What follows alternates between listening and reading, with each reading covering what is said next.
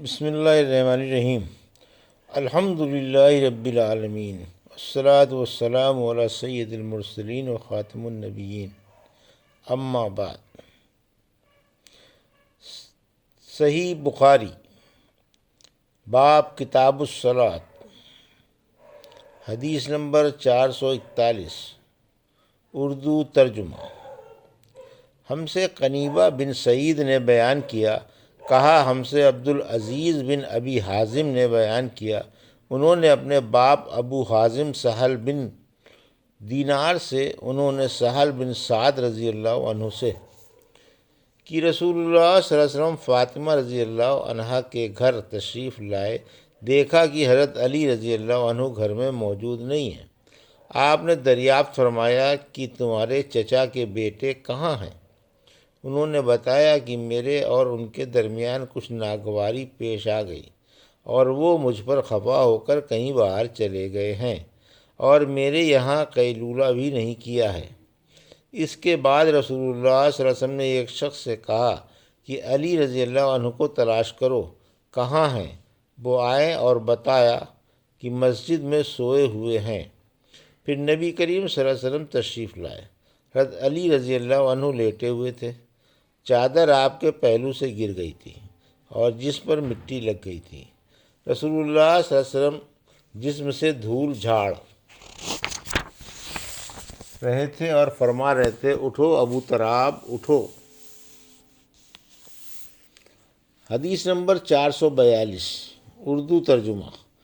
ہم سے یوسف بن عیسیٰ نے بیان کیا، کہا ہم سے ابن فضیل نے اپنے والد کے واسطے سے، انہوں نے ابو حازم سے، انہوں نے ابو ہریرہ رضی اللہ عنہ سے کہ آپ نے فرمایا کہ میں نے 70 اصحاب صفہ کو دیکھا کہ ان میں کوئی ایسا نہ تھا جس کے پاس چادر ہو، فقط تہبند ہوتا یا رات کو اوڑھنے کا کپڑا، جنہیں یہ لوگ اپنی گردنوں سے باندھ لیتے۔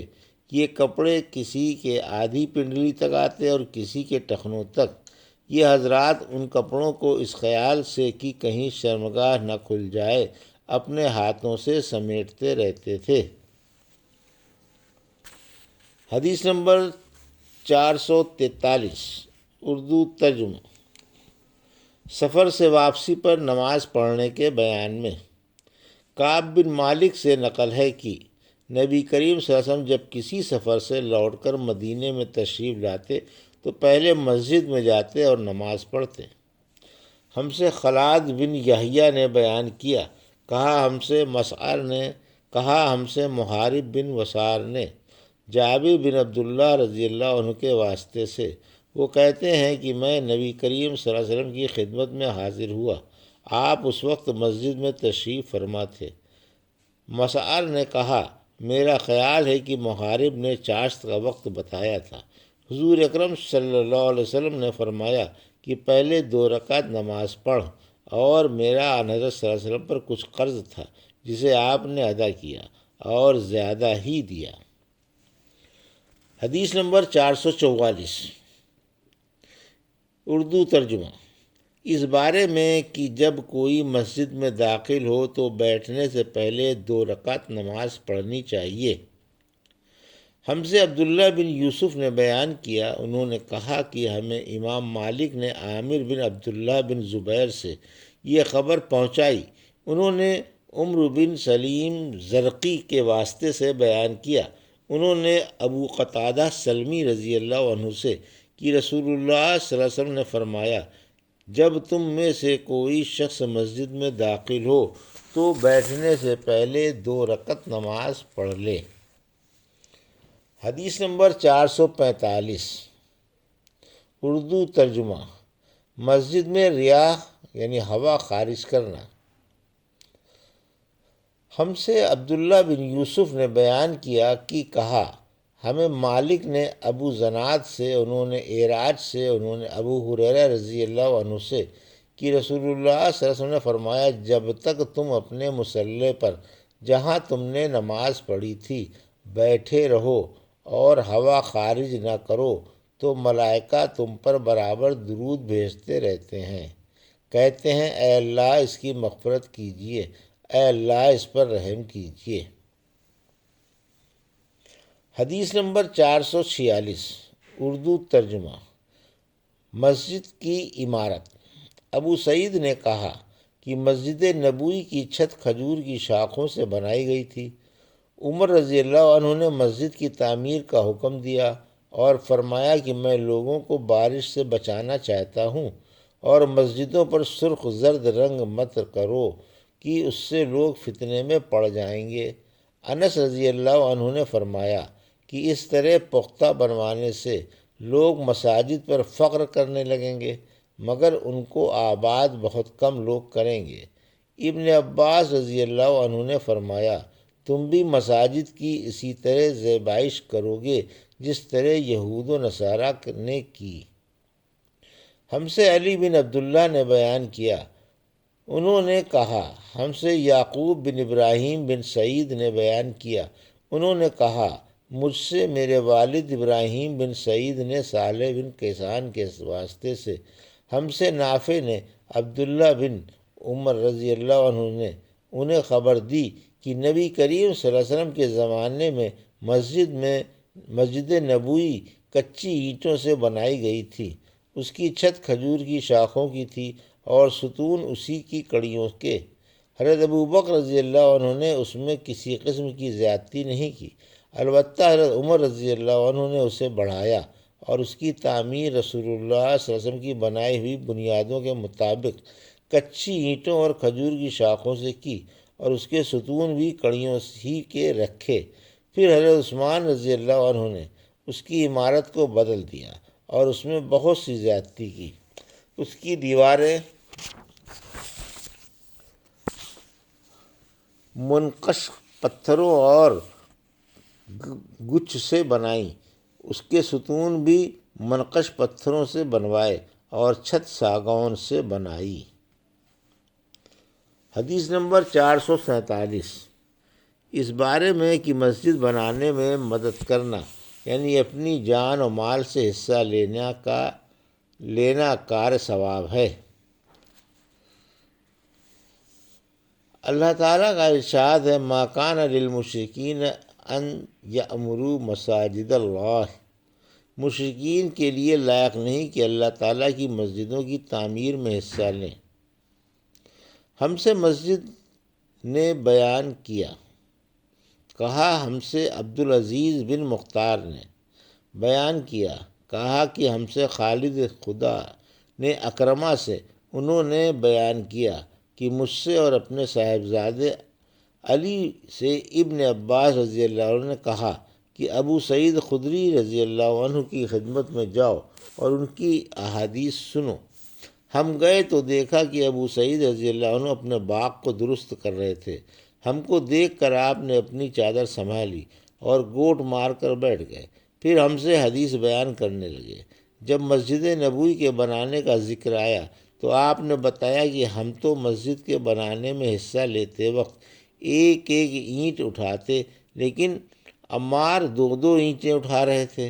آن رسول صلی اللہ علیہ وسلم نے انہیں دیکھا تو ان کے بدن سے مٹی جھاڑنے لگے اور فرمایا افسوس، عمار کو ایک باغی جماعت قتل کرے گی جسے عمار جنت کی دعوت دیں گے اور وہ جماعت عمار کو جہنم کی دعوت دے رہی ہوگی۔ ابو سعید خدری رضی اللہ عنہ نے بیان کیا کہ حضرت عمار رضی اللہ عنہ کہتے تھے کہ میں فتنوں سے خدا کی پناہ مانگتا ہوں۔ حدیث نمبر 448 اس بارے میں کہ بڑھئی اور کاریگر سے مسجد کی تعمیر میں اور ممبر کے تختوں کو بنوانے میں مدد حاصل کرنا جائز ہے۔